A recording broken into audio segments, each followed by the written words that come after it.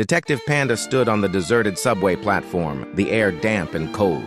A train had just arrived, its doors hissing open, revealing an empty carriage. On the floor of the train, a faint trail of blood led from one seat to the doorway.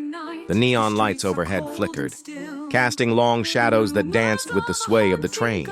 A trembling witness emerged from the shadows, a man in a long coat and scarf. "I was there," he stammered, his voice barely above a whisper. The lights went out, and when they came back on, she was gone. His eyes darted to the empty carriage, as if expecting the darkness to swallow him too. Inside the train, Panda found a ticket left on a seat.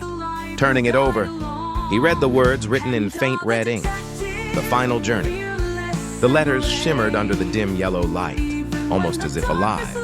Further down the carriage, he entered car number 13.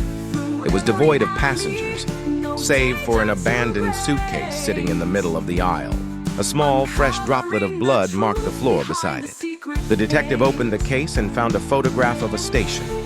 Empty, desolate, and eerily familiar. The train operator, dressed in a dark blue uniform, spoke with a distant, haunted look in his eyes. "I've reviewed the surveillance footage," he said. "No one boarded. No one exited. But they're all gone." In the control room, Panda scrutinized the surveillance feeds. Every camera worked perfectly, except for one, car number 13. The screen showed a faint haze, a layer of fog that seemed to move and pulse like a living thing. As Panda returned to the platform, a voice whispered from the shadows. It came from nowhere, yet surrounded him. "Don't get on the train." He spun around, spotting a girl in a gray hoodie. Her face was pale, her eyes wide with fear. "I was in that car," she confessed. "I left just before the lights went out. When I turned back, everyone was gone." Inside the car, Panda's flashlight caught something unusual. Footprints on the walls and ceiling, smeared with blood. They climbed upward and vanished into the darkness above, leaving behind a metallic tang in the air.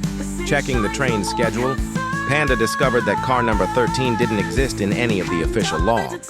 Yet here it was, as real as the fear it carried.